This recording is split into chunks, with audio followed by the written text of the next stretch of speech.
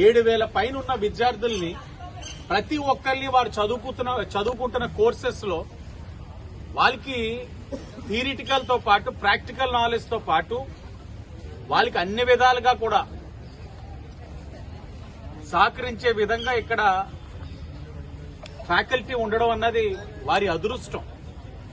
ఇప్పటి వరకు ప్రిన్సిపల్ గారితో వారి యొక్క ఆలోచనలు, వారి టీం యొక్క సహకారం, అలాగే ఓల్డ్ స్టూడెంట్స్, అల్యూమినీ వారి అందరి యొక్క ప్రోత్సాహం అన్ని కూడా చూస్తా ఉంటే ఈ సంస్థని మరొక 1000 సంవత్సరాలైనా పదిలంగా దాచుకునే ఆలోచనతో వీరందరూ ఉన్నారు. ఎవరైనా సరే ఇలాంటి ఒక మంచి సంకల్పంతో ఆలోచనతో ఉన్నారంటే సహకరిస్తారు. కానీ గత ప్రభుత్వం ఏంటంటే దురదృష్టం, ఉన్న కాలేజ్ గ్రౌండ్ లాగించుకుందాం అనుకున్నారు. దాన్ని ఏదో గ్రౌండ్ చేద్దాం, స్టేడియం కట్టేద్దామని చూశారు. వీరితో మాట్లాడుతుంటే నాకు అర్థమైంది ఏంటంటే ఇప్పుడున్న ఇన్ఫ్రాస్ట్రక్చర్ ఏది సరిపోవట్లా.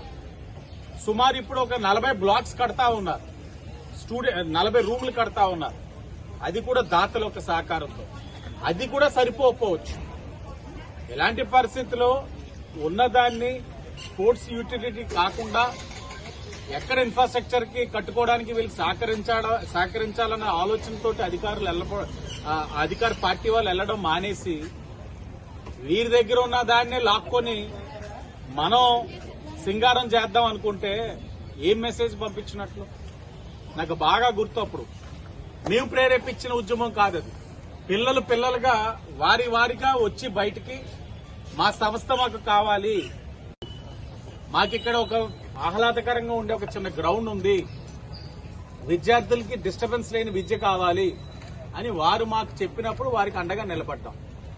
ఈరోజు వారు చెప్పిన అనేకమైన సమస్యలు ఉన్నాయి. ఏ సంస్థలో అయినా వ్యవస్థలో అయినా సమస్య లేకుండా ఉండవు.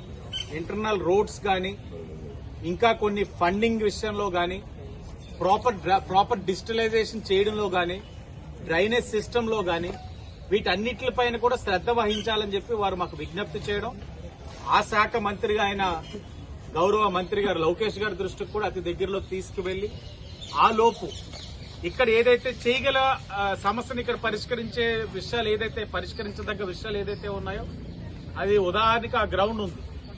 అది 14-19 లో శాప్ ఫండ్స్ తోటి మంచి ట్రాక్ అంతా కూడా తయారు చేసి స్పోర్ట్స్ పర్సనాలిటీస్ అందరికీ కూడా అవకాశం కల్పించాం వారి యొక్క నైపుణ్యం పెంచుకోవడానికి. అలాగే మధ్యలో ఫుట్బాల్ ఆడుకునే వాళ్ళు ఏదైతే క్రీడాకారులు ఇందాకే చూపిస్తా ఉన్నారు, ఈ ఇన్స్టిట్యూషన్ నుంచి క్రీడాకారులు కూడా నేషనల్ లెవెల్కి వెళ్లే పరిస్థితులు ఉన్నాయి, ఇంటర్నేషనల్ కూడా వెళ్తా ఉన్నారు. ఫుట్బాల్ ప్లేయర్స్ ఉన్నారు, ఇందాక పాపను చూపిస్తా ఉన్నారు, అందరూ ఇక్కడ ప్రాక్టీస్ చేస్తా ఉన్నారు.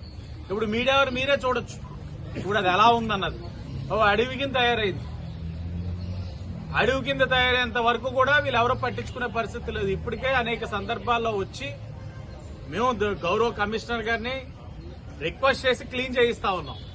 శాప్ డిపార్ట్మెంట్ ఏమైపోయిందో తెలియదు, స్పోర్ట్స్ కి ప్రాధాన్యత ఇచ్చే పరిస్థితి లేదు. గత వైసీపీలో ఆడుదాం ఆంధ్ర అనేవారు, ఎక్కడ ఆడాలని అడిగేవాళ్ళం, చెప్పలేకపోయే పరిస్థితి. వారు కూడా ఎందుకు ఆడాలి, ఎక్కడ ఆడాలి, ఏ విధమైన క్రీడాకారులకి ప్రోత్సాహం కూడా లేదు.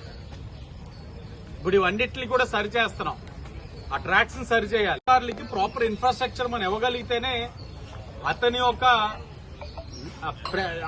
టాలెంట్ ని ప్రదర్శించడానికి అవకాశం వస్తుంది. ఆ ఇన్ఫ్రాస్ట్రక్చర్ మనం ఇవ్వనంతసేపు వాళ్ళు ఏ విధమైన పురోగతి ఉండదు. కాబట్టి వీటి మీద కూడా శ్రద్ధ వహించాలి, అధికారుల దృష్టికి తీసుకువెళ్తాం. అలాగే ఈ యొక్క కాలేజ్ నాక్ లో ఆల్రెడీ A+ గ్రేడింగ్ ఉంది. నాకు తెలిసి భారతదేశంలో డిగ్రీ కాలేజ్ లో, గవర్నమెంట్ సెక్టర్ డిగ్రీ కాలేజ్ లో A+ నాక్ లో గ్రేడింగ్ ఉన్న ఏకైక ఇన్స్టిట్యూట్ ఈ యొక్క ఆర్ట్స్ కాలేజ్ రాజమహేంద్రవరం. అంటే భారతదేశంలోనే ఇంత విశిష్టత కలిగిన సంస్థ రాజమహేంద్రవరంలో ఉండడం మన అదృష్టం. నేను వారికి కూడా చెప్పాను, ప్రభుత్వ పరంగా చేయడంతో పాటు అల్యూమినీ ఓల్డ్ స్టూడెంట్ సహకారం వస్తా ఉంది. రాజమహేంద్రంలో కొన్ని సంస్థలు ఉన్నాయి, సంస్థలకు సహకారం కూడా తీసుకుందాం. ఏదో ఎమ్మెల్యేగా అధికారం ఉంది కాబట్టి చెప్పేస్తే చేయడం కాదు, వారిని తీసుకొస్తాం. Tour of arts college, simple tour, ఒక 1 hour.